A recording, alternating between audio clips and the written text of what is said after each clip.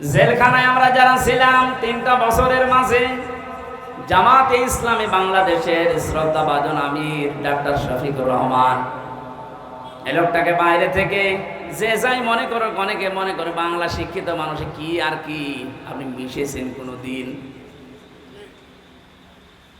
আমি প্রথমে তার সাথে ছিলাম 4 দিন।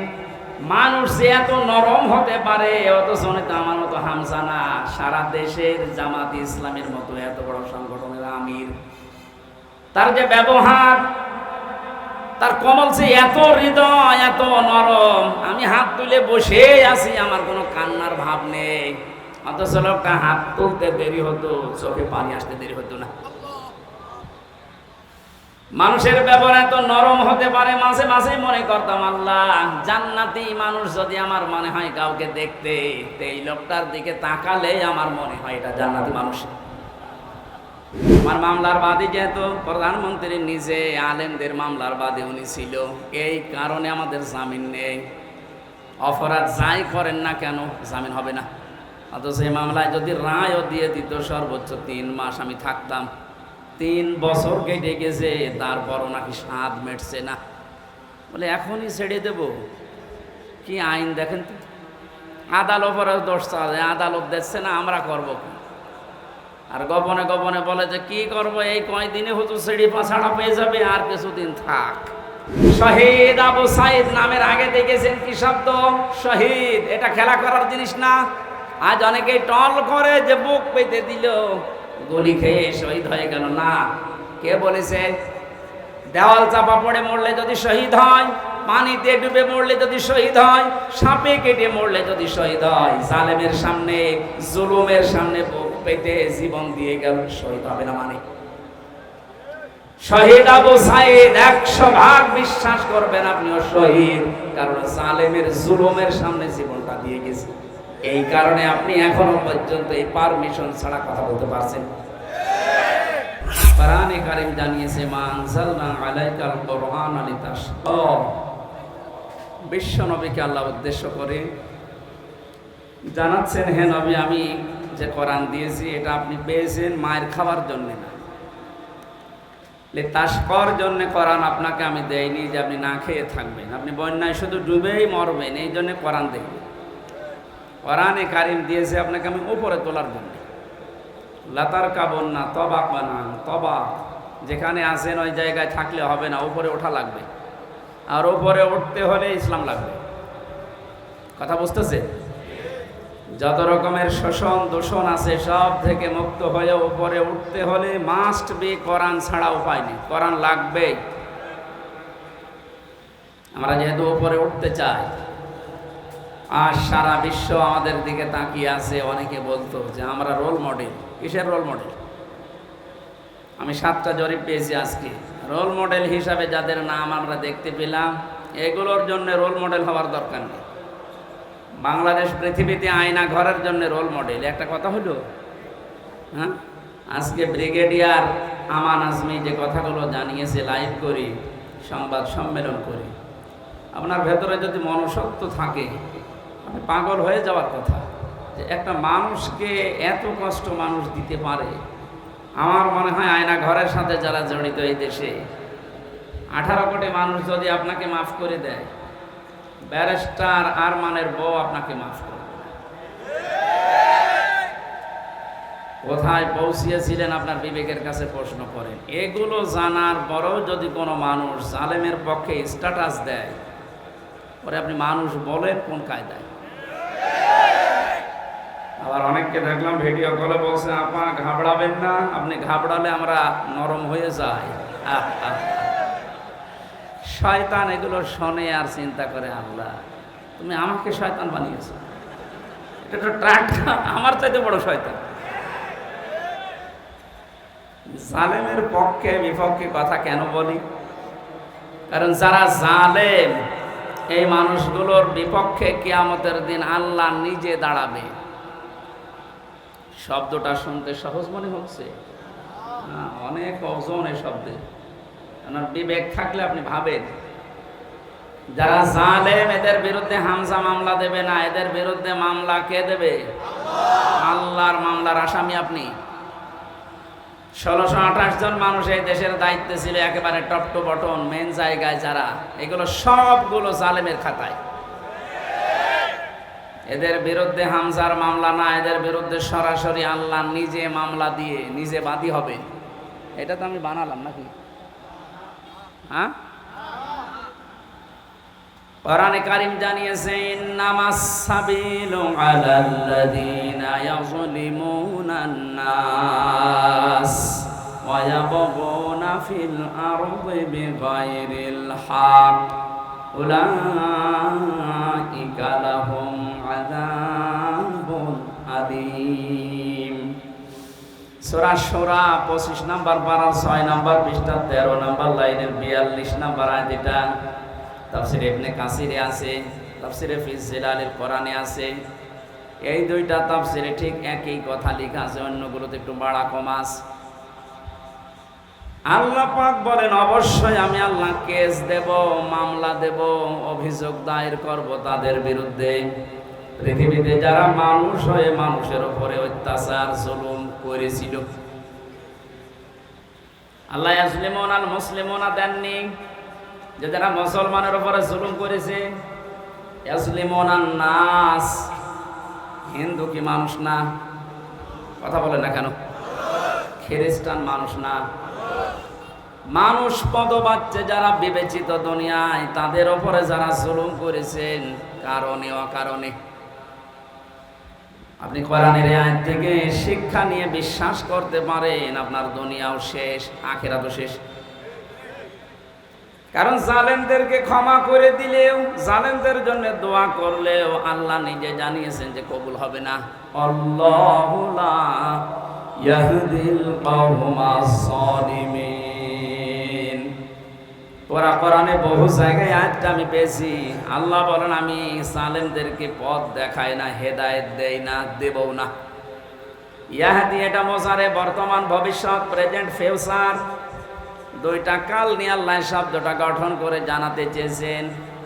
যেদিনে কোরআন নাজিল হয়েছে ওই দিন থেকে কিয়ামত পর্যন্ত কোন জালেমকে আল্লাহ পথ দেখান না, হেদায়েত দেন না, দেবেনও না। এই জন্য জালেমদের দুনিয়াও শেষ, আখিরাত তো শেষই। কারণ ওই ময়দানে আরো কঠিন হবে। আল্লাহ নিজে মামলার বাদী, উনি নিজে কেস করবে। ও বাংলার মুসলমানেরা, বুকে হাত দিয়ে যাদের বুক আছে একটু ভাবেন, চিন্তা করেন। এদেশে আজ আমার মনে হচ্ছে অনেকে এখন আল্লাহর মামলার আসামি। বাদী যত বড় হয় মামলা তত কঠিন হয়। কথা বলেন। আমি যে 3টা বছর ছিলাম মাটির নিচে জেলখানায়, সব মিলে আমার যদি কোনো সলিমতি মামলা দিত 3 বছর না 3 দিন পরে বের হয়ে যেতাম। টাকা পয়সার জন্য নাকি লাগবে আপনার শুধু বলতেন, কারণ আমি এমন জায়গায় ছিলাম ওখানে টাকার অভাব ছিল না। আকিস গ্রুপে বাংলাদেশে যদি 3 জন ধনী থাকে তার ভেতরে তারা একজন। যেহেতু কোনো সলিমদ্দি কলিমদ্দি দেয়নি, মামলা দিয়েছি সরাসরি রাষ্ট্র। এই জন্য বহুবার চেষ্টা চালিয়েছে মামলা জামিন করাতে। হাইকোর্টের বিচারপতি পর্যন্ত বলেছে আমার হাত বাঁধা, কিচ্ছু করার নেই। অথচ মামলাটাকে আমার ওয়াজ শুনে নাকি একজন উদ্বুদ্ধ হয়ে কাছে নিয়ে গেছে সংঘাত ভাঙতে। জজ সাহেব পর্যন্ত গতকালকে আমার মামলা সব খারিজ করে দিয়েছে। অথচ এই জজই 3 বছর ট্রাইব্যুনাল চালিয়েছে। আমি কালকে বলতেও গেলাম, স্যার 3টা বছর পর আজকে মামলা আপনি ঢিসমিস করে দিলেন, কাগজ ফেলে দিলেন, যে যা কি বিচার করব, এর ভেতরে কোনো মাল ম্যাটারেস নেই, যা। আপনি এতদিন পর্যন্ত এটা দেখেননি। বললে হয়তো বলতো যে হুজুর কি করব, হাত বাঁধা। বিচার ব্যবস্থাটা একটু ইঙ্গিত দিলাম। বাকি জায়গাগুলো যে কত দুর্নীতিগ্রস্ত হয়েছিল তার প্রমাণ দেশের সব চাইতে বড় মসজিদের ইমাম পর্যন্ত পালিয়েছে। যে দেশের কেন্দ্রীয় মসজিদের ইমাম পর্যন্ত পালিয়ে যায়, বাকিগুলো আর বলার অবকাশ রাখে কোথায় পৌঁছিয়েছিল।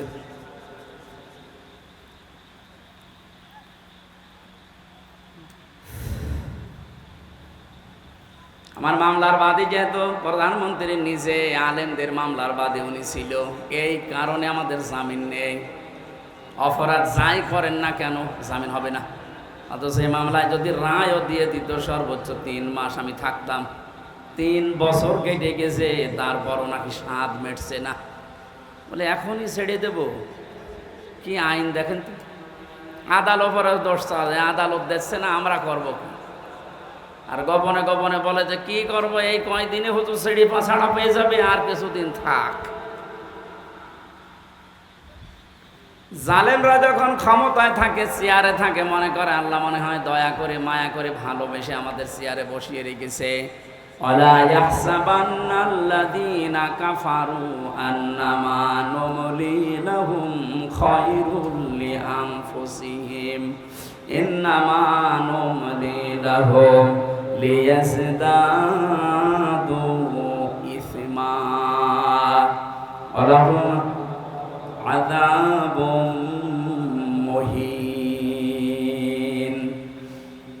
সূরা আলে ইমরানে আছে, জালেমরা ধারণা করে, মনে মনে করে আমাদেরকে আল্লাহ কল্যাণ করেন, ভালোবাসেন, মহব্বত করেন, এই জন্যই আমাদেরকে চেয়ারে বসিয়ে রেখেছে। আল্লাহ পাক বলেন না, ওদেরকে চেয়ারে বসিয়ে অপকর্মগুলো করার সুযোগ দিয়েছি যেন ওদের পাপ পরিপূর্ণ হয়ে যায়। বাস্তবতা এটাই। 16 বছর বহু মহারথী চেষ্টা চালিয়েছে, কিছুই করতে পারে নাই। ছাত্রদের দ্বারা এটা হবে এদেশে কেউ কল্পনাও করে নাই। এগুলো শুধু ছাত্র না, আবাবিল পাখি যেমন আল্লাহ পাঠিয়েছিলেন, আমার মনে হয় এদের ভেতরে এরকম শক্তি আল্লাহ ভর করিয়ে দিয়েছে। লিয়াজদাদু ইসমা, কোরআন শরীফ 100% সত্য। জালেমদের পাপ যখন পরিপূর্ণ হয়ে যায়, তখন আল্লাহ পাক তার উপরে অ্যাকশন নেয়।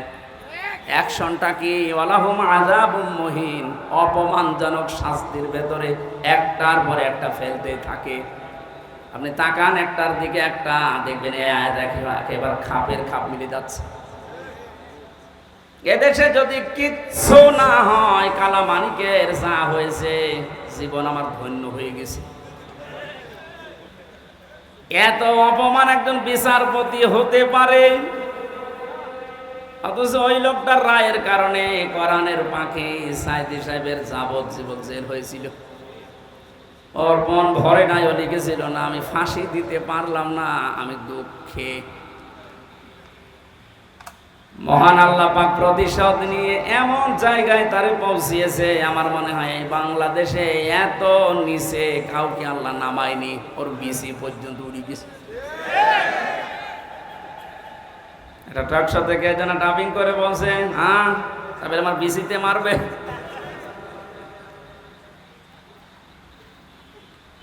যারা যারা এই জুলুমের সাথে সম্পৃক্ত ছিল, আমি তো অন্যগুলোর কারণে হয়নি, যাদের কারণে হয়েছে এদেরকে যেন ছাড় দেওয়া না হয়।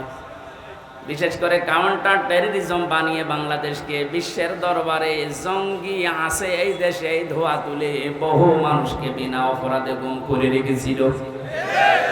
এই মনিরুল, আসাদুজ্জামান, ডিসি মান্নান,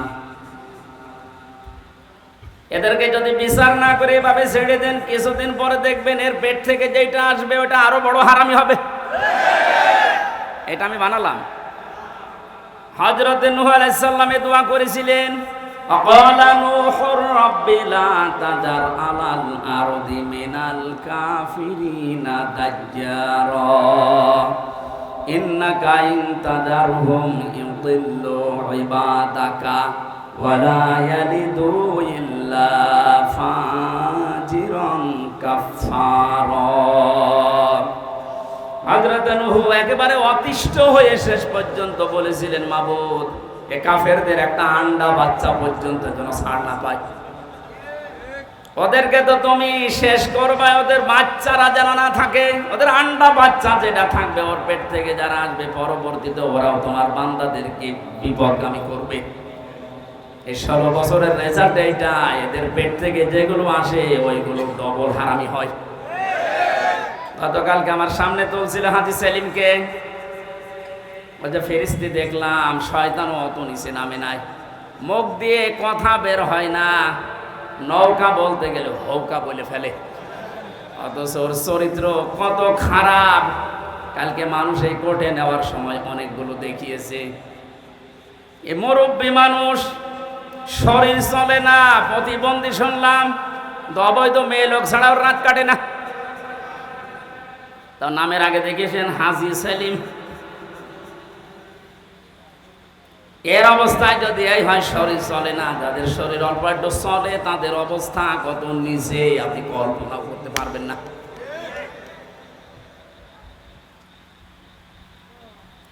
আমি যেটা বোঝানোর জন্য পর্যন্ত এসেছি, জালেমদের কোনো ছাড় আল্লাহ যখন দেয়নি, আমি অত দরদ দেখানোর দরকার নেই। কারণ জালেমদের দুনিয়াও শেষ, আখিরাতও শেষ। আপনার কি মনে হয় আল্লাহ যার নিজের মামলার বাদী, সে কার কাছে মুক্তি পাবে বলেন? আল্লাহ নিজে রায় দেবেন, নিজে বিচারপতি, নিজেই বাদী, ওর আর মাপ পাওয়ার, ক্ষমা পাওয়ার, ছাড় পাওয়ার। 2 নম্বরে আল্লাহ মামলা দেবে, কেস করবে তাদের বিরুদ্ধে। ভালো করে শুনুন, আল্লাহ নিজে মামলা দেবে, কেস করবে, অভিযোগ দায়ের করবেন 2 নম্বরে তাদের বিরুদ্ধে, যারা পৃথিবী শান্ত হয়ে যাওয়ার পরে আবার বিশৃঙ্খলা তৈরি করার জন্য বিদ্রোহ করে। এই 5 তারিখের পর থেকে এই 3 তারিখ পর্যন্ত যেটা 7-8 বার হয়ে গেল। সংখ্যালঘু নাম দিয়ে হিন্দুদের দিয়ে চালিয়েছিল, কিন্তু হালে পানি দেয়নি। এক কথা বলে না কেন? এরপরে আনসারদের দিয়ে, তাও মানেনি। এদেশের জনগণ এবং ছাত্ররা সজাগ ছিল, এজন্য সব বলে দিয়েছে যে আমাদেরকে যেগুলো করাচ্ছে আপনি করতে গেলেন কেন? দেশটা তো বেশ শান্ত হয়ে যাচ্ছে। এদেশকে উপরে তোলার জন্য কিছু করার দরকার নেই, শুধু এই দরবেশের মতো যারা টাকা পাচার করেছে এই টাকাগুলো নিয়ে আসেন, এমনি দেশ দাঁড়িয়ে যাবে। 36,000 কোটি টাকায় দরবেশের, অথচ পদ্মা সেতুই মাত্র 32,000 কোটি টাকা লেগেছে। ওর টাকাগুলো আসলে ওইরকম সেতু আরেকটা বানানো যাবে। দরবেশের অবস্থায় যদি এই হয়, বাকি যেগুলো দরবেশ না, ধরবেশ, তাদের অবস্থা কি বলেন তো?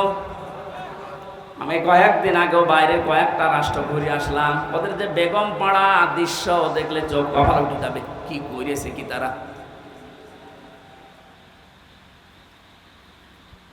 এই জন্য হাওয়া পাচ্ছেন আপনি আর লাফাচ্ছেন। আপনি যার বিরুদ্ধে বিদ্রোহ করছেন, আমি তার পক্ষে না, কিন্তু আপনি জানেন বাস্তবতা কি।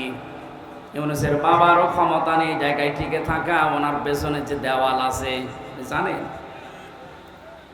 আমার এই যে মোবাইল দেখতে পাচ্ছেন, এটা কালকে আদালত দিয়েছে 3 বছর পর।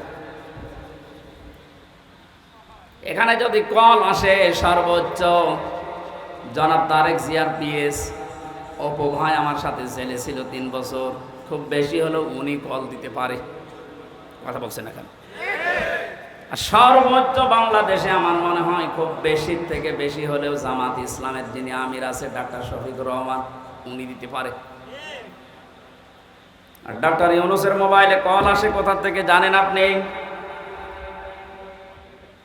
ওনার মোবাইলে কল দেয় জো বাইডেন, বারাক ওবামা। টের পাচ্ছেন? আন্দাজে লাফাচ্ছেন। আমি শুধু ইঙ্গিত দিলাম, নিচে নামলাম না, আপনি আশা করি বুঝে ফেলেছেন। বাস্তবতা কিন্তু এইটাই। একটা হুঙ্কারে ভারত কিন্তু জড়সড় হয়ে গিয়েছিল। উনি যে বলেছিলেন ক্ষমতাটা পাওয়ার পরে যে 7 সিস্টার কিন্তু আস্ত রাখবো না, ওনার কথা না ওটা, ওনাকে দিয়ে বলা হয়েছে। ওরকম কথা আমি বললে কোনো গুরুত্ব দিত ভারত? এই কথা বলেন। ও কথাটা যার মুখ দিয়ে বেরিয়েছে তার মোবাইলে কল আসে কোন জায়গা থেকে আপনি টের পাচ্ছেন? মালয়েশিয়া ছিলাম কয়েকদিন আগে, ওখানে যাদের জাতীয় অনুষ্ঠান যেগুলো হয়, সারা বিশ্ব থেকে যে 10 জন মানুষকে ওরা দাওয়াত দেয়, তার ভেতরে বাংলাদেশে একজন, শেখ হাসিনা। গোনাই ধরে না। ওখানে দাওয়াত পেয়েছে বাংলাদেশি দেশে ডক্টর ইউনূস, ভারত থেকে পেয়েছে শাহরুখ খান। এইরকম মানের সারা বিশ্বের ভেতরে 10 জন মানুষের তালিকা আমি পেয়েছি, তার ভেতর ওনার নাম আছে। যে বিশৃঙ্খলা তৈরি করে বিদ্রোহ করে আন্দাজে যা তা করবেন, মনে হচ্ছে ছাড় পেয়ে যাবেন। উনি কথা বলে কম, কাজ করে কিন্তু বেশি। এই জন্য সাবধান করলাম, আমি জানি যেহেতু বিষয়টা, এই জন্য বলছি। আর ওটা তাই বাদই দিলাম। আপনি এই যে শান্ত হয়ে যাওয়ার পরে বিশৃঙ্খলা করে, কেন এতদিন এই আনসাররা কোথায় ছিল? এই 15 বছর আপনি তো কোনোদিন মাঠে নামেননি, আপনার এত বড় আদায় করা দরকার। 15 বছর কোথায় ছিলেন আপনি? 9 সাল থেকে শুরু করে 24 সাল পর্যন্ত 42,000 আনসার নিয়োগ হয়েছে, তার 35,000 হচ্ছে গোপালগঞ্জের। ইয়ার কি আমরা জায়গা পান না? আর আমরা কি এই 63 জেলার লোক সব ঘাস কাটছি? কি করেননি বলেন? আমি বললাম না আল্লাহ এমনিতেই ধরেনি। পাপ যখন পরিপূর্ণ হয়ে গেছে, আল্লাহ বলেন ইন্না বাতশা রাব্বিকা লাশাদীদ, আমার ধরা বড় শক্ত ধরা। আমি যদি সত্যিই কাউকে ধরি, ফেরাউনকে আল্লাহ স্বৈরাচারী হওয়ার কারণে ধরেছিল। ও কিন্তু শেষ পর্যন্ত বলেছিল আন্নাহু লা ইলাহা ইল্লাল্লাজি, ইল্লাল্লাহ বলতে পারে না। তাফসিরে মুফাসসির লিখেছেন কাবীরের ভেতরে আল্লামা ফখরুদ্দিন রাজি, তিনি বলেন ফেরাউন যখন লা ইলাহা ইল্লাল্লাহ বলতে পারে না, ইল্লাল্লাহি পর্যন্ত বলতেছিল, ফেরেশতা জিবরাইল এসে মুখে কাঁদা দিয়ে দিয়েছে। এখান থেকে একটা শিক্ষা আছে। মুফাসসির প্রায় 7টা শিক্ষা এখানে বের করেছেন, আমি একটা বলছি। যারা জেনে জেনে অপরাধ করে, ফেরাউন কিন্তু না জেনে দোষ করে নাই, অপরাধ করে নাই, ও জেনে বুঝে দোষ করেছিল। ও যে অত্যাচার করেছিল জনগণের উপরে, ও যে স্বৈরাচার হয়েছিল, জেনে বুঝে হয়েছিল। এই জন্য পাপ যখন পরিপূর্ণ হয়ে যায়, ওই সময় যদি মানুষ ভালো হতেও চায়, আল্লাহ তাকে আর নেয় না।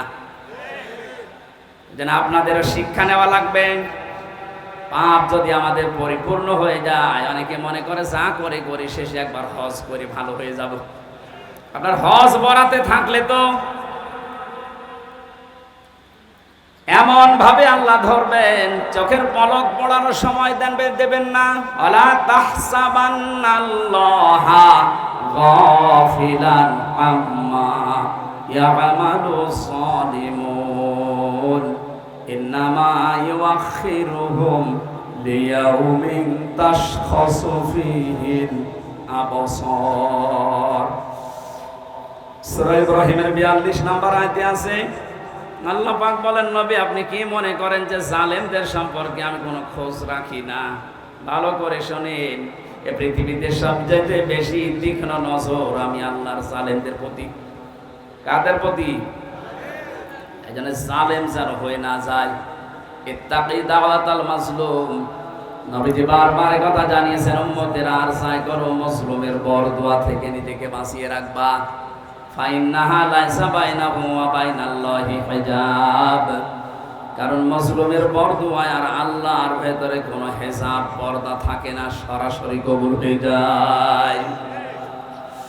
মাটির নিচে যখন আমার চোখ কালো কাপড় দিয়ে বেঁধে, হাত পেছনে হ্যান্ডকাপ দিয়ে বেঁধে রেখে, পায়ে ডান্ডা বেড়ে দিয়ে, মাথায় দড়ি দিয়ে 11 ঘন্টা টাঙিয়েছিল, এত অসহায় মনে হচ্ছিল মাটির ওই নিচের ঘরে। যেহেতু আসি নিজে মাজলুম অবস্থায়, অসহায়, মন থেকে বলেছিলাম আল্লাহ যা করছে আমি বিশ্বাস করি, নবীর কথা 100 ভাগ সত্য, তোমার কথা 100 ভাগ, তুমি দয়া করে আমাকে কিছু দেখিও। আল্লাহ দেখিয়েছেন। যেই কয়জন অত্যাচার করেছিল, কালকে এক মামলার আইবুকে কল দিয়েছিলাম, হাও মাও করে কাঁদছে, আর এখন আমার এই উল্টো করে স্যার বলছে। স্যার কি করা লাগবে? কি করা লাগবে মানে আমার বাবার কাছ থেকে যে 10 লাখ টাকা নিলে বললে আর মামলা দেব না, ওই টাকা ফেরত দাও।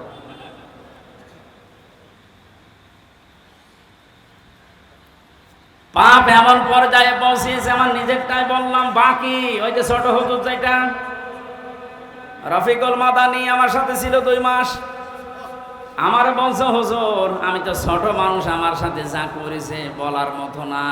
রাত 12:30টার সময় আমারে নিয়ে গেছে হাতির ঝিলে, 2 পাশের রাস্তা ব্লক করে দিয়ে পুরা উলঙ্গ করে, এক টুকরা কাপড় আমার শরীরে রাখে নাই, একটা সিগারেট আমার হাতে ধরিয়ে দিয়ে একটা উলঙ্গ অর্ধ উলঙ্গ মেয়ে লোক কোথা থেকে যেন নিয়ে আসলো। পাশে দাঁড় করিয়ে দিয়ে ছবি তুলছে, বলছে এটা কালকে ছেড়ে দেব, মানুষ জানবে যে পিসকে হুজুর কেমন। বলছে হামজা ভাই, আমি যেহেতু ছোট মানুষ, ওদের তুলনায় মেয়েটা আমার পাশে দাঁড়িয়েছে, ওর মাথা পর্যন্ত আমি না, এত লম্বা মেয়ে মানুষ। যতগুলো এসআই ছবি তুলছিল অট্ট হাসিতে সব ফেটে পড়ছে। একজনকে ভাই বললাম যে আমি তো অসহায়, আপনি যা করছেন এগুলোকে হারুন স্যার জানে, হারুন আঙ্কেল জানে না, মানে উনি তো করাচ্ছে। হ্যাঁ, উনি মাঝে মাঝে রিমান্ডে এসে যে সুন্দর সুন্দর টকিং করতো, এত সুন্দর কথা বলতো ফেরেস্তার মতো, আর উনি আমার এই অপমান করার জন্য এত দূর নেমেছে। অসহায় হয়ে চোখের পানি ফেলে বললাম, মাবুদ তুমি সত্য, আমি জানি যা করছে তুমি দেখতে পাচ্ছ, অন্তত দুনিয়ায় তুমি আমার চোখে দেখিও যে হারুনের কিছু হয়েছে। আল্লাহ দেখায়নি, আল্লাহ যে দেখিয়েছে 3 ইঞ্চি। কথা বলে না, মহিলারা পর্যন্ত এখন 3 ইঞ্চি, সব মুখে সিকিউরিটি গেছে, কোথায় নামিয়েছে আল্লাহ দেখেন। তারপরে তো এখনো লুকিয়ে আছেন, বাইরে যদি জনগণ পায় পিটিয়ে মেরে ফেলবে। যে কয়টারে পাচ্ছে, কেউ ডিম মারছে, কেউ পানি মারছে, কেউ কেক মারছে। এদেশে ইসলাম এবং মুসলমানদের বিরুদ্ধে প্রকাশ্যে এবং গোপনে যারা যুদ্ধ ঘোষণা দিয়েছিল, তার ভেতরে আমার কুষ্টিয়ার ননু আলী একজন। ননু না ইনু, ইনু ননু। শয়তানের উপরে এত রাগ মানুষের, আদালতে তোলার সময় একজন দিয়েছে 1 লাথি। কালকে হাজিরা দিতে গিয়ে ওই পুলিশগুলোর সাথে দেখা, গারদে নিয়ে গেল আমারে, ভেতরে এসে বলছে হুজুর কতদিন আসেননি। আমাকে কি করতে আসবো আবার, কিছু শোনেন। আপনার কুষ্টিয়ার ওই যে ইনুমিয়া, ওরা আমরা এত সিকিউরিটি দিয়ে ভালোভাবে নিয়ে যাচ্ছিলাম, কোন দিক থেকে লাল পোশাক পরা একজন এসে মারলো লাথি, কিচ্ছু করার নেই, ধর ধর করতে করতে পালিয়ে গেছে। দেখতে আর একজন লাথি মারার জন্য আসতেছে। আল্লাহ যে বলেছে এত নিচে নামাবো, মানুষ কল্পনাও করতে পারবে না। অথচ 5 বছর আগে ওরা দাপট দেখেছেন। এদেশে আলেমদের নামে তেতুল হুজুর লাগিয়েছে এই লোকটা। হাজার হাজার আলেমের উস্তাদ যে লোকটা, আল্লামা শাহ আহমেদ শফি রহমতুল্লাহ আলাইহি,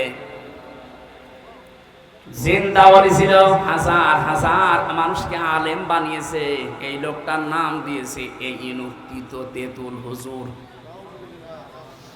আমি তিরমিজি শরীফে একটা হাদিস পড়েছিলাম যে আলেমদেরকে যদি কেউ প্রকাশ্যে অপ্রকাশ্যে অপমান করে, মহান আল্লাহ পাক ওই জামানায় ওই দেশে মানুষের ওপরে 6টা গজব নাজিল করে। তার ভেতরে 1 নম্বরে যারাই অপমান করবে তাদেরকে এত নিচে নামাবে, পৃথিবী অবাক হয়ে দেখবে যে হচ্ছে কি। এটার যে বাস্তব প্রমাণ, মানে ইনুকে দেখলাম আর এই কালামানিককে দেখলাম।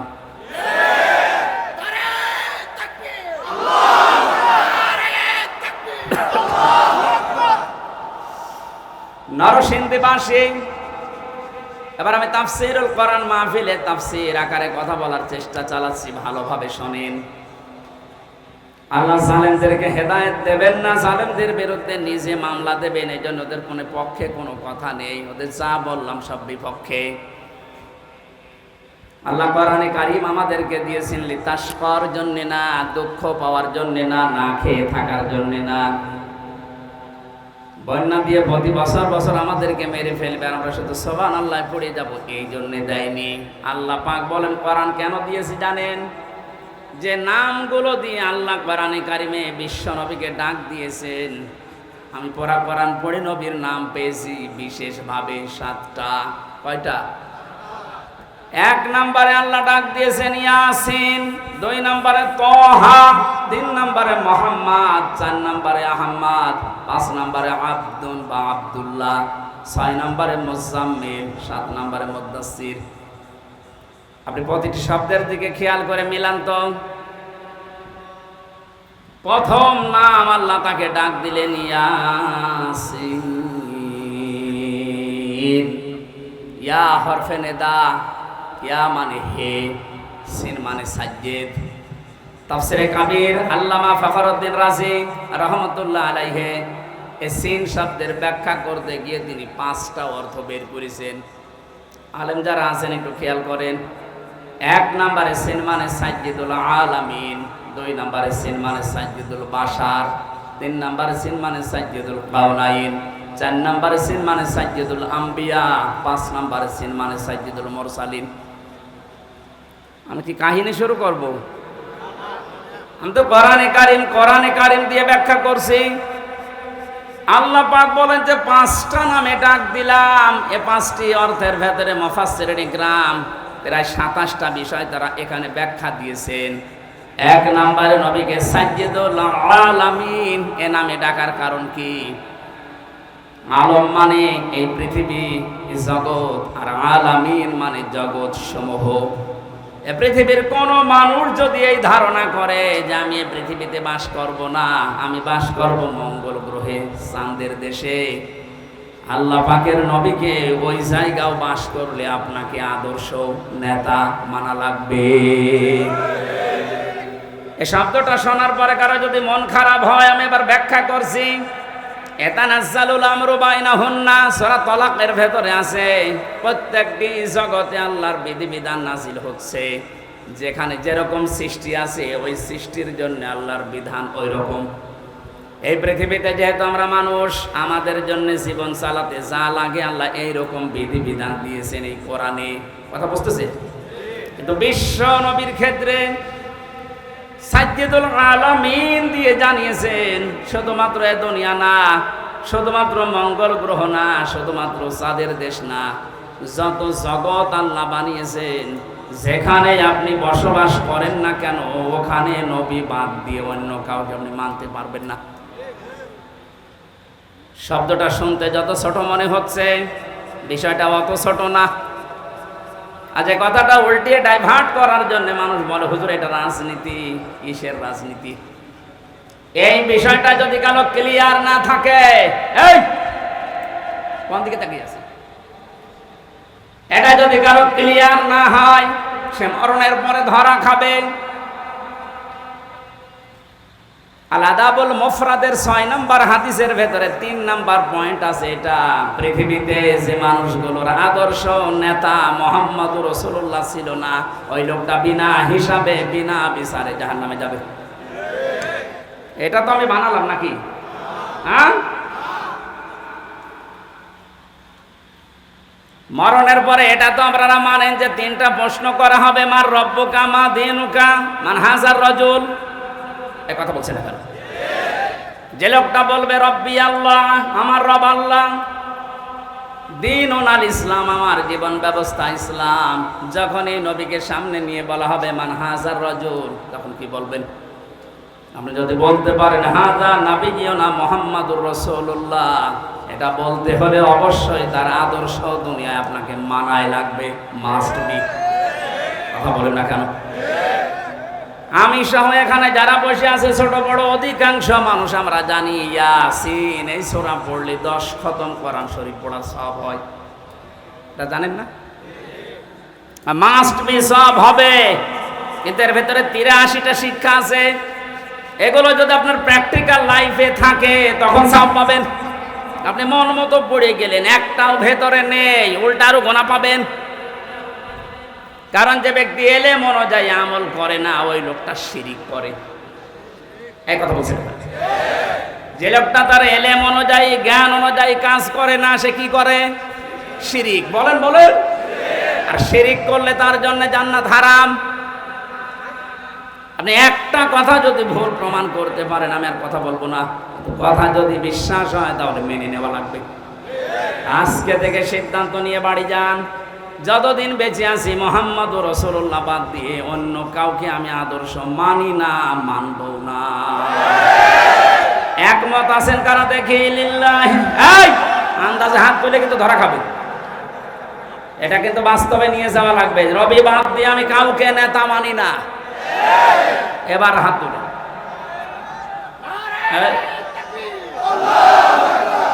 আপনি হাত আপনি মানতে পারবেন না, আমি জানি। আপনি এতটুকু দুটেছেন। আমি আপনাকে বাঁচার জন্য বলছি ভাই, আমি খেলা করার জন্য এখানে বসে। এটা যদি দুনিয়ার সাথে শুধু শেষ হয়ে যেত, এই যে কোরআন শরীফ আমার সামনে, জীবনও বলতাম না। এই সম্পর্ক রিলেটেড সব আখিরাতের সাথে।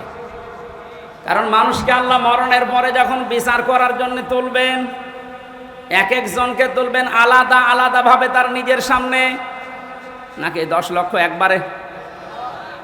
অনেকেই বলে না কিয়ামতে আমার বাবা যান লক্ষ লক্ষ মুরিদ নিয়ে আসবে মিছিল দিতে দিতে, এটা বানানো কথা। কোরআনে কারীম জানিয়েছে সূরা মরিয়ম 16 নম্বর পারা 10 নম্বর পৃষ্ঠা 15 নম্বর লাইনের শেষ নম্বর 95 নম্বর আয়াত।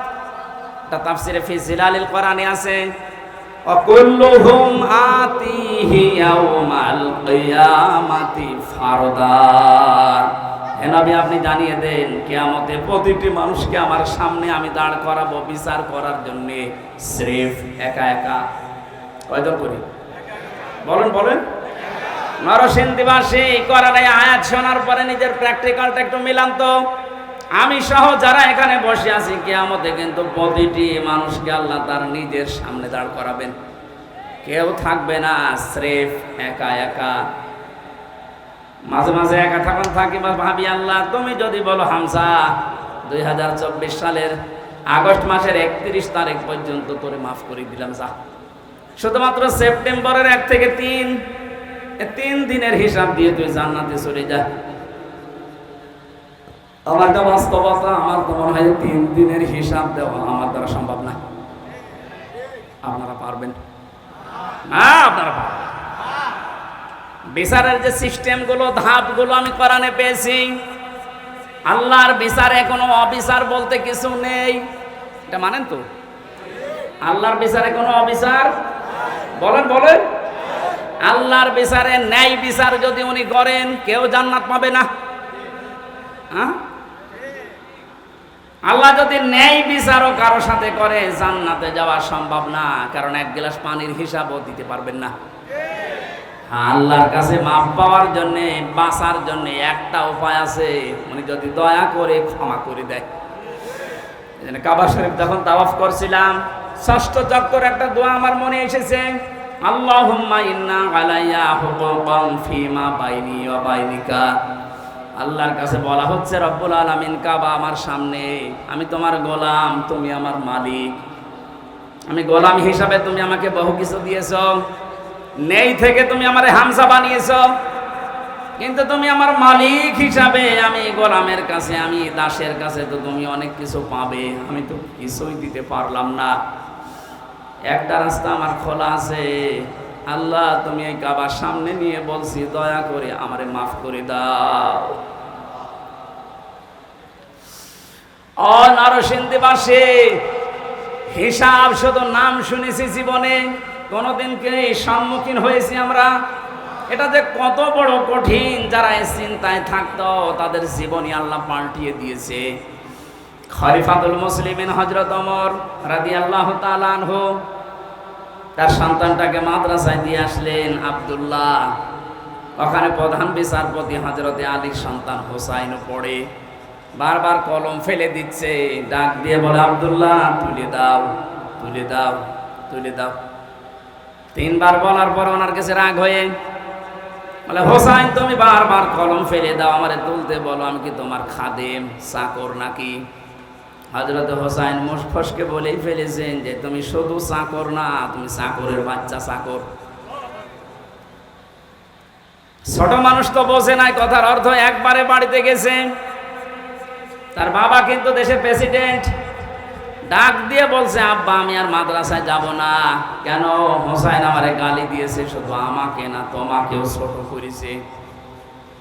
চাকরের বাচ্চা চাকর বলেছে, এতগুলো মানুষের সামনে তুমি বিচার করো নাই, মাদ্রাসায় পড়া আমি যাব না। ঠিক আছে, এখন না, জমার দিন বিচার করব। জমার দিন যখন হাজারো মানুষ সামনে বক্তব্য দেওয়ার সময় তিনি বললেন, সাহাবীরা আমি একটা বিচার করব, হোসাইন এখানে আসো, হ্যাঁ সামনে আসো। ডাক দিয়ে বললেন, তুমি আমার সন্তানটাকে চাকরের বাচ্চা চাকর বলে গালি দিয়েছো, খাদেমের বাচ্চা বলেন। হযরত হোসাইন বললেন, হ্যাঁ। কেন বললে? হযরত হোসেন বলে, খলিফা বুকে হাত দিয়ে বলেন তো, আপনি কি আমার নানার খাদেম ছিলেন না?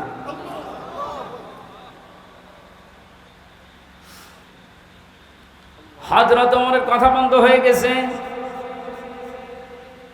ডাক দিয়ে বলে, হোসাইন, হ্যাঁ আমি তো এভাবে ভাবিনি, আমি তো খাদেমই ছিলাম। কিন্তু তুমি কি এই কথাটা লিখে দিতে পারবা? কাগজ কলম নিয়ে আসেন। ছোট মানুষ তো, যেই কাগজ না খাজুরের পাতা নিয়ে এসেছে, উনি লিখে দিলেন, ওমর আমার নানার খাদেম ছিল, আমি দেখেছি। কিন্তু হোসাইন ইবনে আলী সই করে দিলাম। কাগজটা হাতে নিয়ে হযরত ওমর চুমা খেলেন। বলে, নবীর সাহাবীরা, বিচার হয়ে গেছে।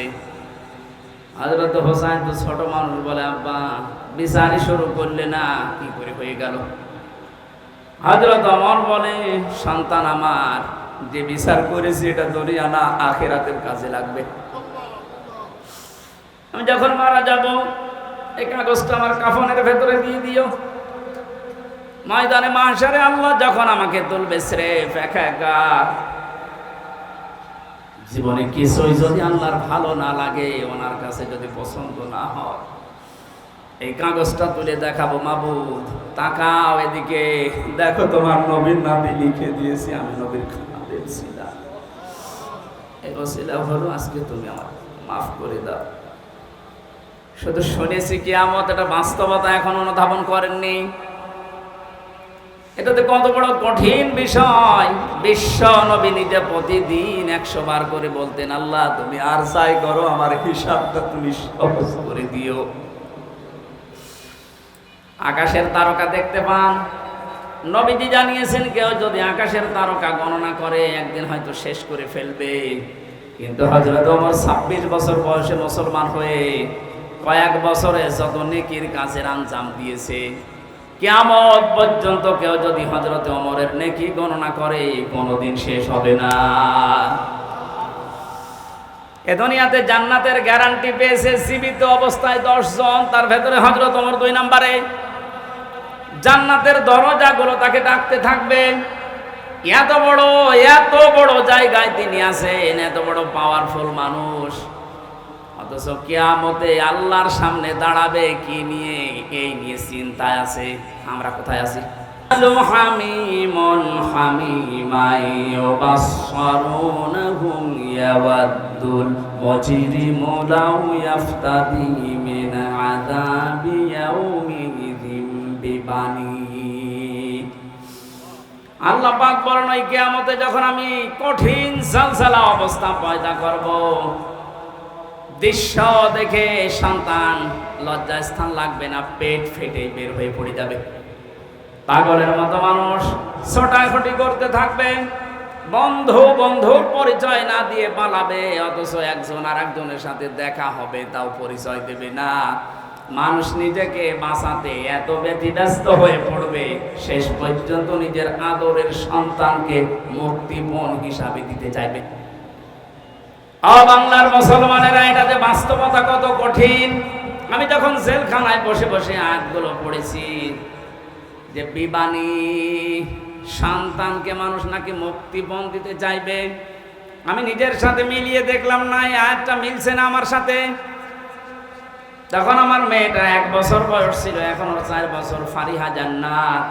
মাঝে মাঝে ওর কথা কল্পনায় নিয়ে এসে ভাবতাম, আল্লাহ ওর প্রতি তুমি আমার ভালোবাসা মহব্বত এত বেশি পয়দা করে দিয়েছো। আল্লাহ রাসূলের পরে পৃথিবীতে এখনো পর্যন্ত আমার এই ছোট মেয়েটা আমার কাছে আদরের। অথচ আল্লাহ বলছে কিয়ামতে ফারিহাকে, হামজা আমাকে বলবে, আল্লাহ দিয়ে দিলাম, আমাকে বাঁচাও, এর বলবে।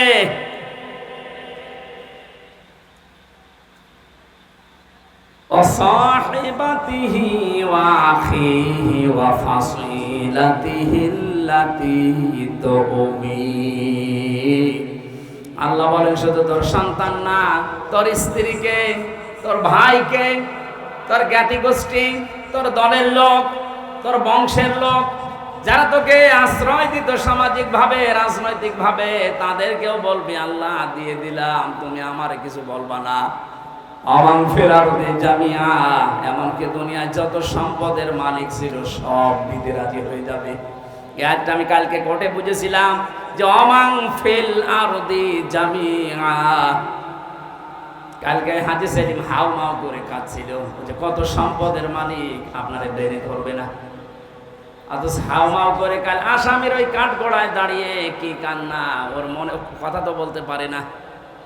আমার মনে হচ্ছে যদি কথা বলতে পারতো সঠিকভাবে বলতো, বিচারপতি যা লাগে আমার সম্পদের সব নিয়ে যান, আমার এই অপমান থেকে বাঁচান।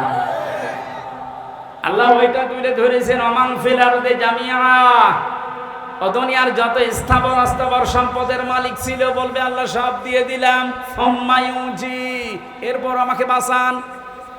আল্লাহ সব জবাব দিচ্ছেন আয়াতের পরে, কাল্লা ইন্নাহা লাযা, কখনোই না, একটাও নেওয়া হবে না, তোরে আমি লাজাই দেব। কোথায় লাজাই দেব তোরে? লাজা কি? জাহান্নামের যে 7টা দরজার নাম আছে, হোতামা, হাবিয়া, সাকার, সামির, জাহিম, জাহান্নাম আর লাজা, একটা দরজার নাম। এই ভুলটা নিরসন করা দরকার, অনেকে জানেন না। জাহান্নাম কয়টা বলেন তো? একটা। জান্নাত একটা, কিন্তু এদের স্তর আলাদা। জাহান্নামের স্তর দরজা 7টা, আর জান্নাতের স্তর আমি কোরআনে পেয়েছি 100টার উপরে। প্রশ্ন আসতে পারে সেই 1 থেকে পড়ছি যে জান্নাত 8টা জাহান্নাম 7টা, না, কোরআনে কারীম জানিয়েছে লাহা সাবাতু আবওয়াব লিকুল্লি বাবিম মিনহুম জুজুম মাকসুম।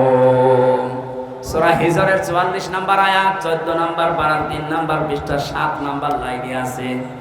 আল্লাহ পাক বলেন জাহান্নামের দরজা 7টা। জাহান্নামের দরজা কয়টা বলেন? বলেন। লিকুল্লি বাবিম মিনহুম জুজউম মাকসুম। পৃথিবীতে যে যে ধরনের অপরাধ করেছে তাকে আল্লাহ ওই দরজা দিয়ে প্রবেশ করাবে। আদালত তো আমি দেখলাম কালকে একটা, কিন্তু যেই যেই ধরনের আসামি তাকে ওই আদালতে নিয়ে বিচার করা হয়। স্কুল আমরা দেখি, একটা স্কুল 10টা ক্লাসরুম, 1 থেকে 10 পর্যন্ত পড়ানো হয়। যে যেই ক্লাসে পড়ে ওই দরজা তার জন্য নির্ধারিত আছে না নেই? ক্লাস 3-তে পড়ে ও 7 এসে ক্লাস করতে পারবে? দুনিয়াতে আপনি যেই ধরনের অপরাধ করবেন আল্লাহ কিয়ামতে ওই ধরনের দরজা দিয়ে জাহান্নামে আপনাকে প্রবেশ করাবে। এখানে যেটার নাম আছে এটা 3 নাম্বার, এর নাম লাজা। নাম কি বলেন? বলেন। এই লাজায় আল্লাহ দেবের কাদের? এখানে 3টা গুণের নাম আছে, একটু মিলান তো নিজেদের সাথে। আমাদের ভেতরে যদি এই গুণগুলো থাকে আমরা কিন্তু অলরেডি জাহান্নামে লাজা যে দরজা এর উপযুক্ত হয়ে আছি। 1 নম্বরে আল্লাহ পাক বলেন নাযাআতাল লিশাওয়া, এটা এক কঠিন ভয়ঙ্কর জায়গায় লাজাটা, ওর ভেতরে প্রবেশ করলে আগে চামড়া খসে যাবে। শুনতে যত সহজ মনে হলো বাস্তবতা কি অত সহজ? পৃথিবীতে এমন কোন ঘর আছে যে ঘরে ঢুকলে চামড়া উঠে যায় না? মাটির নিচে যেই কয়েকদিনই ছিলাম ওরা প্রতিদিন মাঝে মাঝে আসতো আমারে, বলতো হুজুর আমরা এই যে এইগুলো দিয়ে নখ তুলি আর এগুলো দিয়ে চোখ তুলি, রিমান্ডের যে শাস্তি দেওয়ার জিনিস আছে আমার দেখাইতো, আমি যেন ওদের ওই ভয়তে সব বলে দেই। ওরা যেগুলো মিথ্যা আমারে বলতো না এগুলো এত মিথ্যা আমি বলতে পারবো না। যে বিষয়গুলো দেখিয়েছে যতক্ষণ পর্যন্ত শরীরে টাচ না করেছে একটা জিনিস আমার শরীর থেকে খসে নাই। আল্লাহ বলেন এমন লাজায় আমি দেব, প্রবেশ করতে দেরি সঙ্গে সঙ্গে তো চামড়া সব খুলে যাবে। কাকে ডাকবে এই লাজায় জানো? তাদউ মান আদবারা ওয়া তাওয়াল্লা। যে মানুষগুলো এই পৃথিবীর ময়দানে সত্যের দিকে আহ্বান করার পরও অ্যাবাউট টান করে পেছন ফিরে মুখ ফিরিয়ে চলে গেছে, এ বাংলাদেশে এই চরিত্রের মানুষ বেশি। চোখে আঙ্গুল দিয়ে দেখানো হয় এটা সত্য পথ, এটা ন্যায়ের পথ, জানার পরে অনেকে অ্যাবাউট টান করে অহংকার করে মুখ ফিরিয়ে চলে যাচ্ছে। এটা যে কত বড় অপরাধ।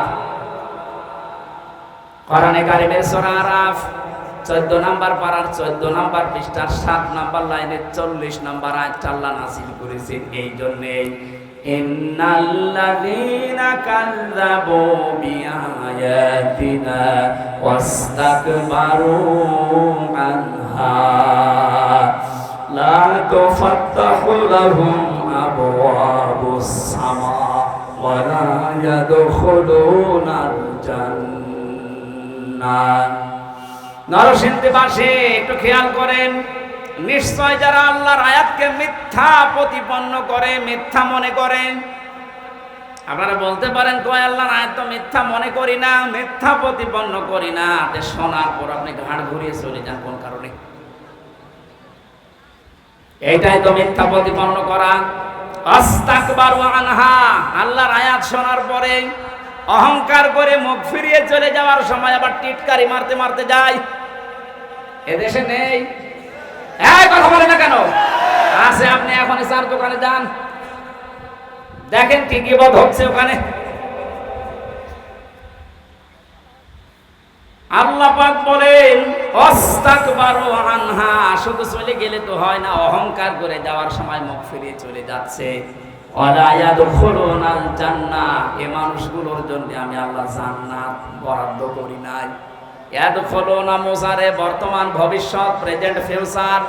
এদের জন্য এখন এরা মারা গেলে জান্নাতে যাচ্ছে না, ভবিষ্যতেও যাবে না। আকাশের কোনো দরজা এদের জন্য খোলা নেই। আবওয়াব, বাবের বহুবচন আবওয়াব, একটা দরজাও খোলা থাকবে না, সব বন্ধ আপনার জন্য। কতদিন পর্যন্ত আপনি জান্নাতে যেতে পারবেন না?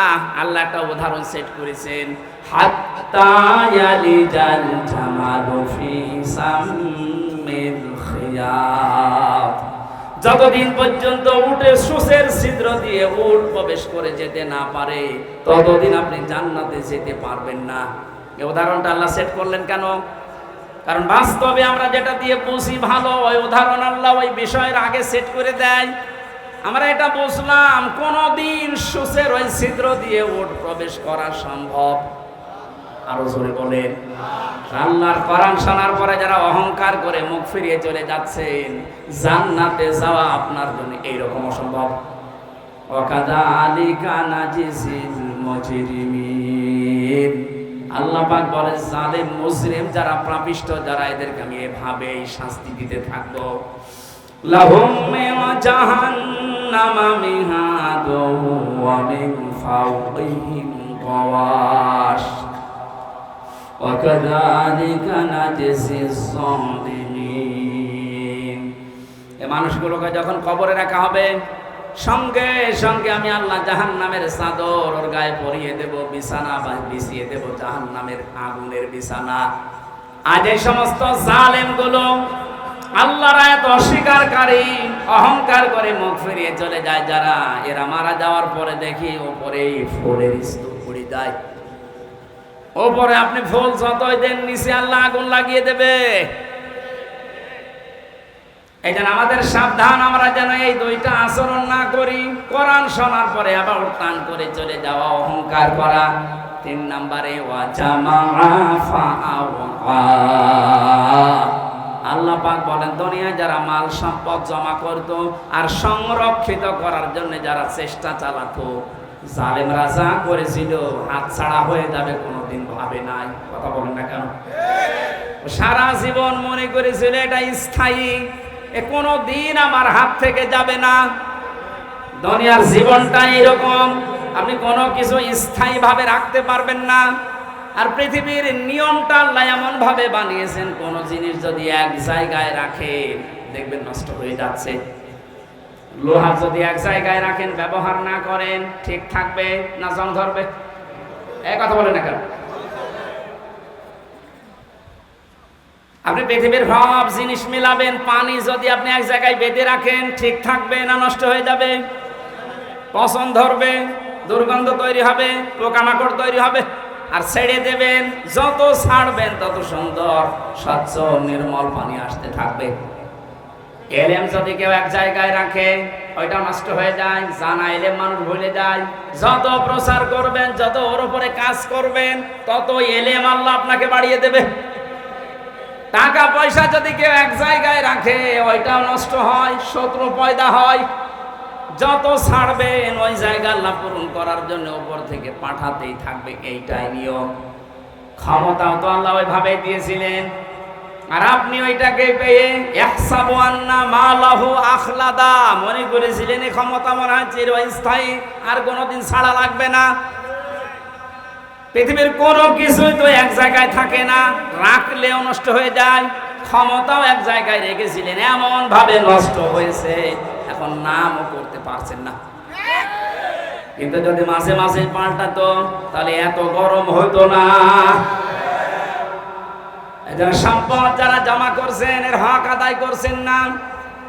আজকের তেলাওয়াত কিন্তু আয়াতে ওই 3টা পয়েন্টের উপরে আল্লাহ আলোচনা করছেন। আপনাদের কষ্ট হয়ে যাচ্ছে?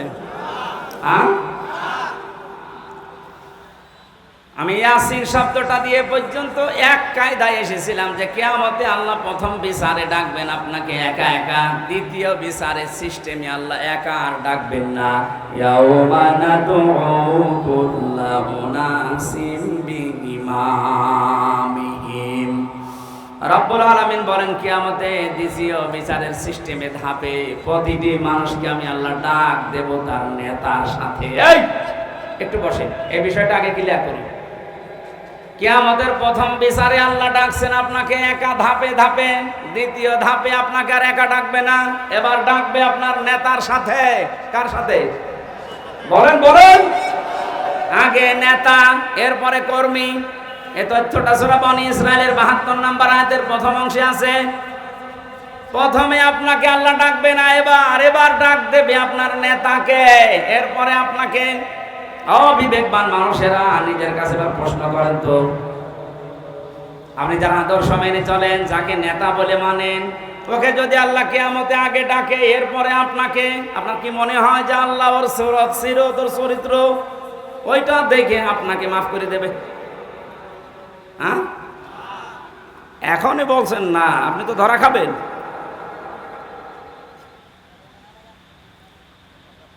আপনি এই যে মানুষগুলোর দিকে তাকান, কত আগ্রহ নিয়ে এদিকে তাকিয়ে বলছেন না, কারণ আমি যারে মেনে চলি, যার আদর্শ মানি, ওকে আল্লাহ যদি আগে ডাকে আর আমাকে যদি পেছনে রাখে, ওর চেহারা দেখে আল্লাহ রাগ হয়ে যাবে।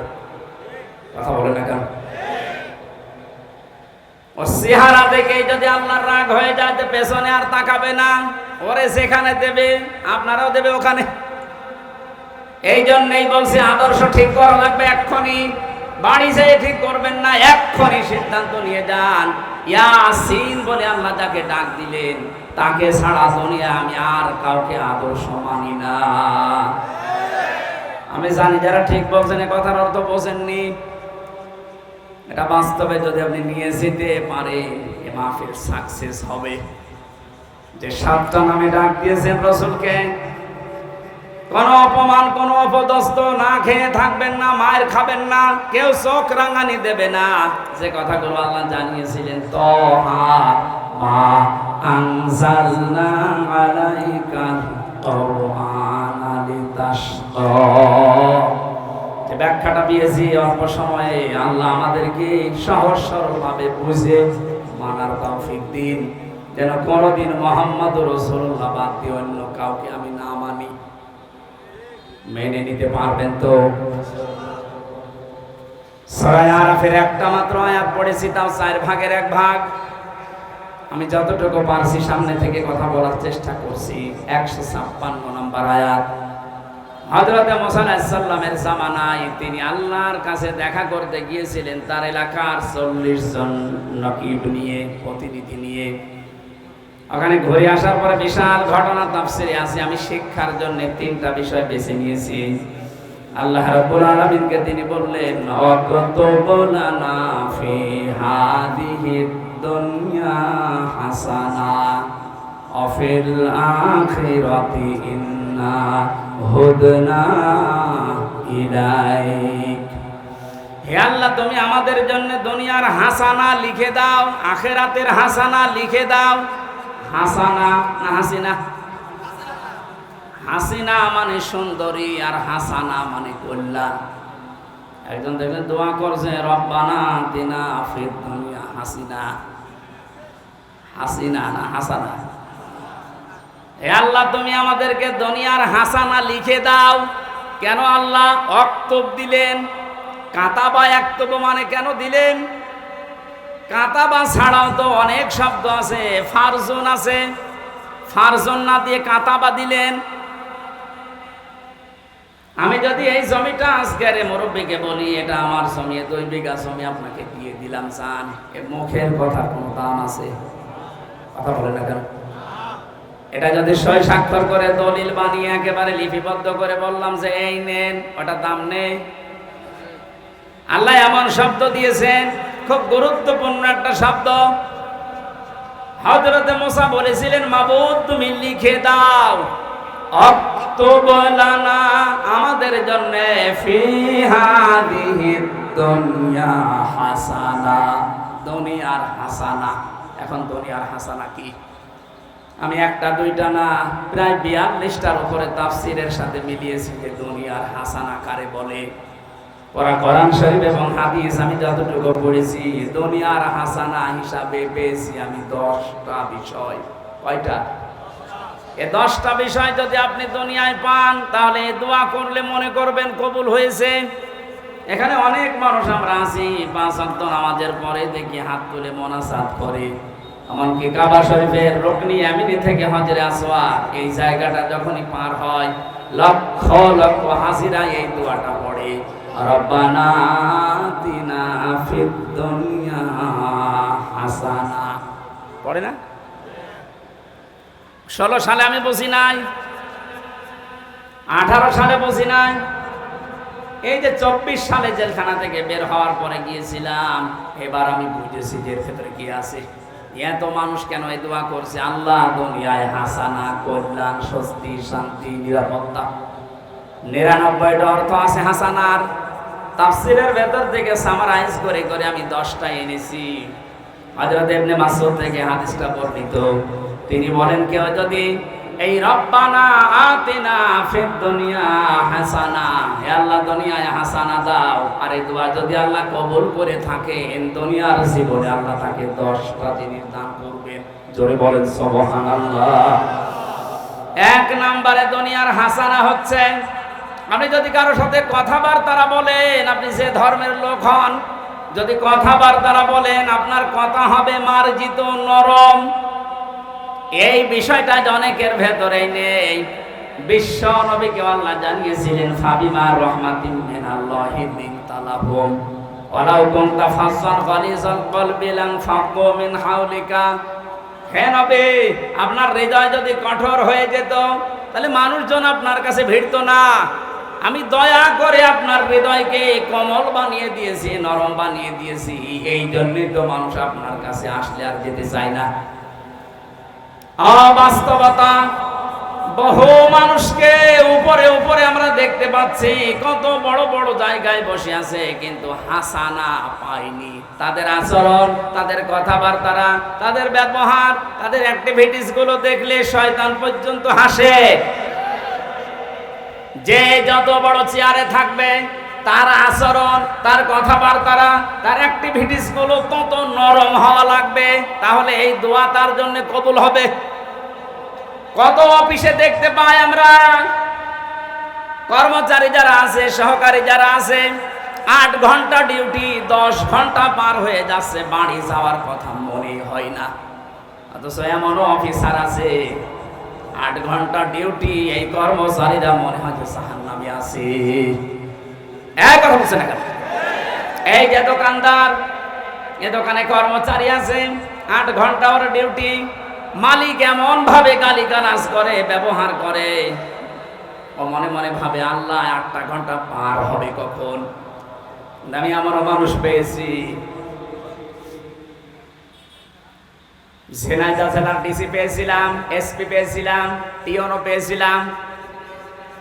ব্যবহার এত সুন্দর, এত মার্জিত, ওর কাছে 8টা ঘন্টা মানুষের কেটে যাওয়ার পরে বের হয়ে বলো, হুজুর স্যারের ব্যবহার এত সুন্দর, 8 ঘন্টা কখন কেটে যায় টের তো পাই না। মনে হয় 10-12 ঘন্টা ডিউটি করলে আমাদের ভেতরে কোনো ক্লান্তি আসে না।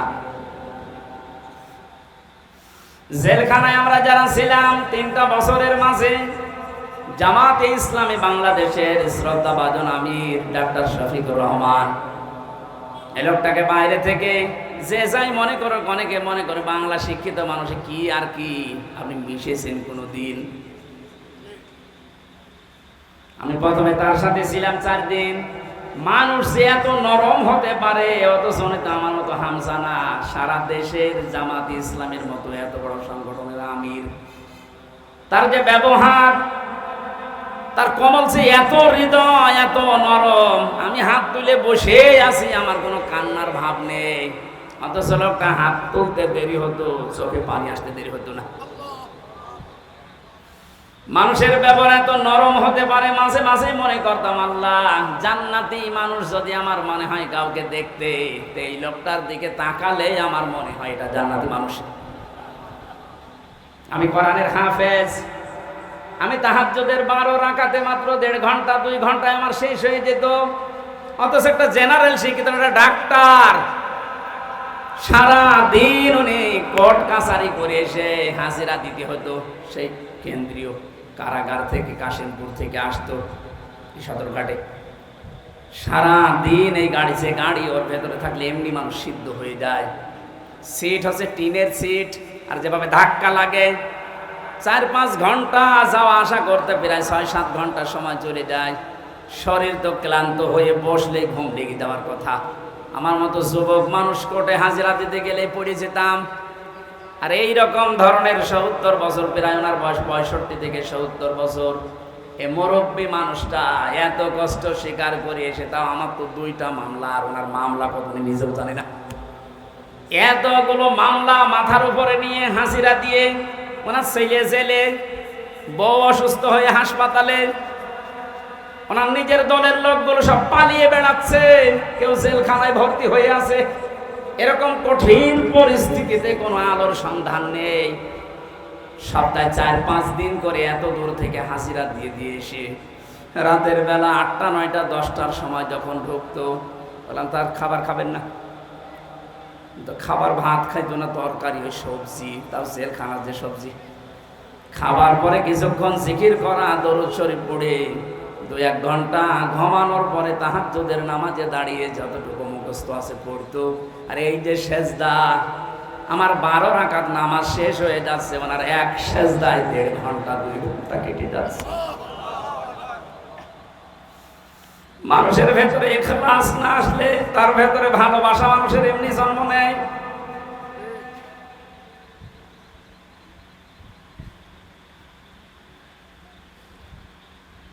হাসানা দুনিয়ায় আপনি পাননি, আপনার ব্যবহারে মানুষ আপনার থেকে আরো দূরে চলে যায়। কোরআনে কারীম জানাচ্ছে, ওয়াকুলু লিন-নাসি হুসনা, হে নবী, মানুষের সাথে যখন কথা বলবেন হাসি মুখে কথা বলবেন, তাহলে একটা সাদকা দেওয়ার সওয়াব হবে। আল্লাহকে এখানে জানিয়েছে যে মুসলমানদের সাথে যখন কথা বলবেন হাসি মুখে বলবেন। লিন-নাসি লিল মুসলিমিনা দেয়নি। আমরা যারা দুনিয়ার হাসানা কামনা করি, খালি দোয়া করি, আল্লাহ দুনিয়ায় হাসানা দাও, দুনিয়ায় হাসানা দাও, 1 নাম্বারটা তো এখনো পর্যন্ত পেলাম না। আমার ব্যবহারটা নম্র হওয়া লাগবে, আমার ব্যবহারটা নরম হওয়া লাগবে, তাহলে দুনিয়ার হাসানা আমরা পাবো। 2 নাম্বারে একটা একটা করে সব বলতে গেলে তো আয়াত শেষ হবে না, আবার 12টাও বেজে যাচ্ছে। খুব তাড়াতাড়ি সামারাইজ করে বলছি, কেউ যদি মনে করে যে দুনিয়ার হাসানা পেয়েছি, তাহলে সে যেন তার স্ত্রী, উত্তম স্ত্রী তার ঘরে আনতে পারে। উত্তম স্ত্রী কোনটা? যেটা সব সময় সিরিয়াল দেখে, স্বামীর মুখে মুখে তর্ক করে, কোন জিনিস কম পড়লে শুধু বরদোয়া দেয়। ফেরাউনের স্ত্রী হযরত আসিয়ার জীবনে পড়েছি, পৃথিবীতে যত কঠিন স্বামী আছে তার মতো এরকম ভয়ঙ্কর স্বামী কারো কপালে জোটেনি, জুটবেও না। এত বড় ভয়ঙ্কর ছিল লোকটা। নিজের স্ত্রীর হাতের ভেতরে প্রেক লাগিয়েছে, পায়ের ভেতরে শলাকা দিয়েছে, মাথার উপরে গরম তেল ঢেলে দিচ্ছে, মানুষজনকে দিয়ে কাপড় চোপড় সব খুলিয়ে উলঙ্গ করেছে। পৃথিবীর কোন স্বামী তার স্ত্রীর সাথে আচরণ করেছে আমি শুনি নাই, পড়িও নাই। অথচ মহিলার সাথে যখন এগুলো করা হচ্ছিল, জিবরাইল এসে জান্নাত সামনে ধরেছে। উনি তো বলতে পারতো ঠিক আছে আমি জান্নাতি চাই, বলেননি। আল্লাহকে ডাক দিয়ে বলেছিলেন রব্বিনা জিনি, হে আল্লাহ তুমি আমাকে বাঁচাও আমার এই স্বামী এবং স্বামী যাদেরকে দিয়ে আমার উপরে অত্যাচার করাচ্ছে তাদের কবল থেকে তুমি আমাকে বাঁচাও, কিন্তু তুমি রাগ করে আমার স্বামীর উপরে গজব দিও না। নরসিংহের মা বোনেরা, কত বড় ভয়ঙ্কর অবস্থায় আছে আপনি একটু নিজেকে দাঁড় করান ওই জায়গায়। এত বড় কঠিন অবস্থায় থাকার পরেও শুধু নিজেকে বাঁচানোর আহ্বান জানিয়েছিলেন, মাবুদ তুমি আমাকে বাঁচাও কিন্তু আমার স্বামীর ওপরে তুমি গজব দিও না। আর আপনি একটা সাবান কম হলে বরদোয়া দেন।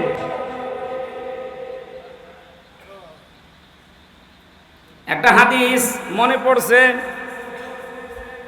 মেয়েদের জন্য বলছি, আল্লাহর নবী জানিয়েছেন 6 প্রকার মানুষকে আল্লাহ বিনা হিসাবে বিনা বিচারে জাহান্নামে দিয়ে দেবে। আমি একটা বলেছি, এর ভেতরে এই পৃথিবীতে যাদের আদর্শ বিশ্ব নবী ছিল না। 2 নম্বরে যে মহিলাগুলো নিজের স্বামীর সাথে সংসার করতে রাজি না, ওনারা খালি বারবার সংসার ভাঙতে চায়, তালাক নিতে চায়।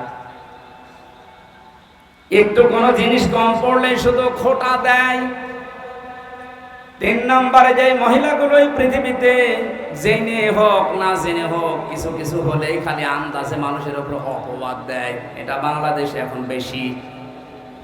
4 নম্বরে যারা অভিশাপ দেয়, এটাও মেয়েদের ভেতরে বেশি। এক কথা বলছেন এখন। 5 নম্বরে যারা ঝগড়া বাঁধলে সে গালি দেয়, এটা মনে হয় এলাকায় নেই। আমি সেই দিন কোন জেলা থেকে যেন আসছিলাম, খুলনা থেকে।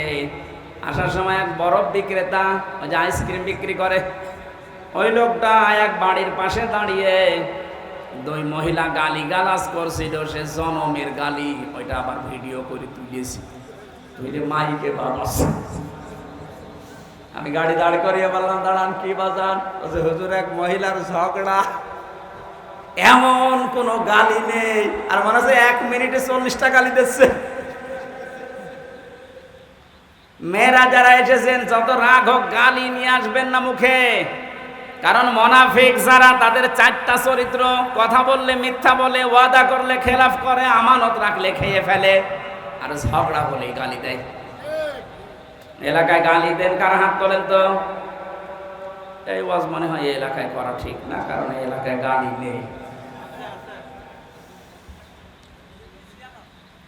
এরপরে যাদের হৃদয় কঠিন হয়ে যায়, ওই যে নরম হৃদয়ের মালিক তো হাসানা পায়, আর যারা হৃদয় আবু সেহেলের মতো কঠিন হয়ে যায়, আমার মাঝে মাঝে এই পয়েন্টটা নিয়ে মনে হয় আল্লাহ যারা আয়না ঘর বানিয়েছে দুনিয়ায়, তাদের হৃদয় তুমি কি দিয়ে বানিয়েছো?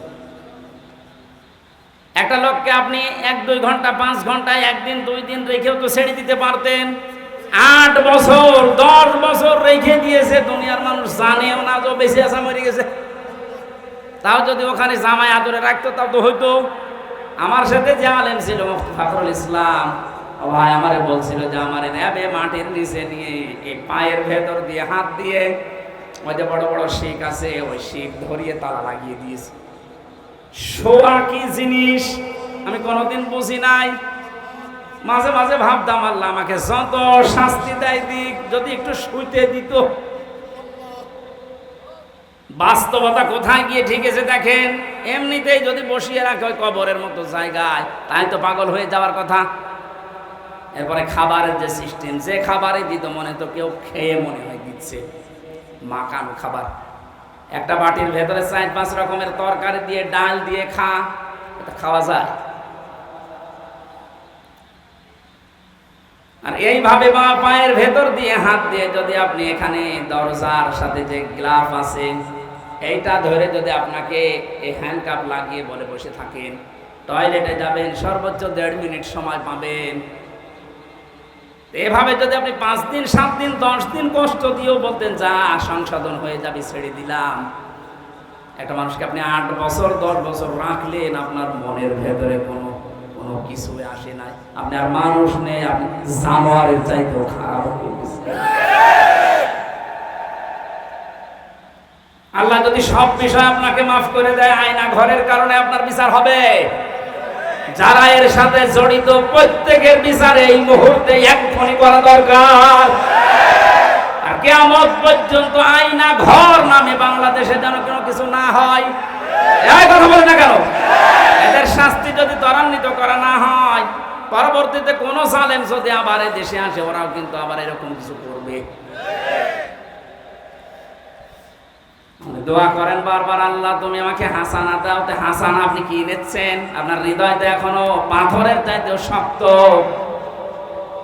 স্ত্রী হিসাবে যাকে নিয়ে এসেছেন, চারটা জিনিস দেখার জন্য নবীজি বলেছিলেন যে বংশ দেখবা, চেহারা দেখবা, সম্পদ দেখবা, আর দিনদারি দেখবা। উপরের তিনটা যদি নাও পাওয়া যায়, যদি দেখো যে দিনদার পরিবারের মেয়ে নিয়ে আসবা, সংসারে শান্তি পাবা। এখন কারো বাবা মা গার্জিয়ানরাও এটা চাই না, যারা বিয়ে করি আমরা তারাও চাই না। এই জন্য দুনিয়ার হাসানাও নেই। কোরআনে কারীম দোয়া শিখিয়েছে, মোনাজাত কর আমার কাছে, রব্বানা হাব লানা মিন আজওয়াজিনা ওয়া যুররিয়াতিনা কুররাতা আ'য়ুনি ওয়াজআলনা লিল মুত্তাকিনা ইমামা।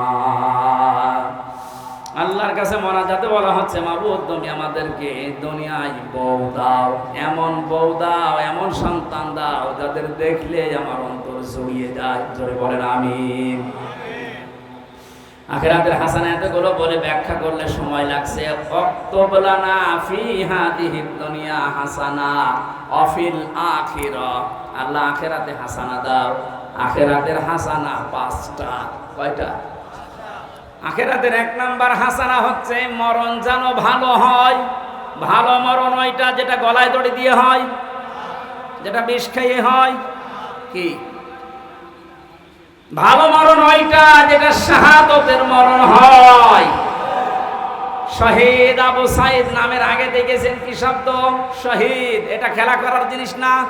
আজ অনেকেই টল করে যে বুক পেতে দিল, গুলি খেয়ে শহীদ হয়ে গেল। না, কে বলেছে?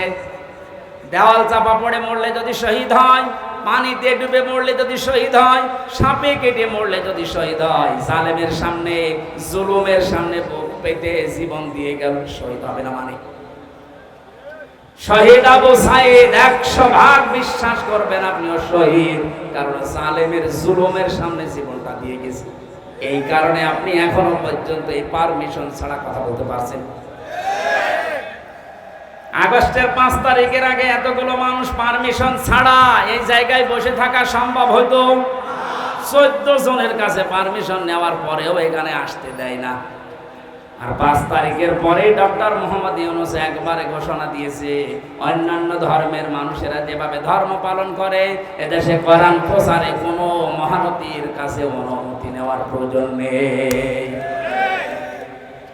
কিছু না হোক, পরাধীন থেকে অন্তত এই স্বাধীনতার সুখটা তো পেয়েছেন, যে আমার ধর্মের কথা বলতে, ধর্মের কথা শুনতে অন্তত কোনো জালেমের কাছে পারমিশন নেওয়া লাগবে না। ইন্না হুদনা ইলাইকা, আমরা আল্লাহর দিকে ফিরে যাব।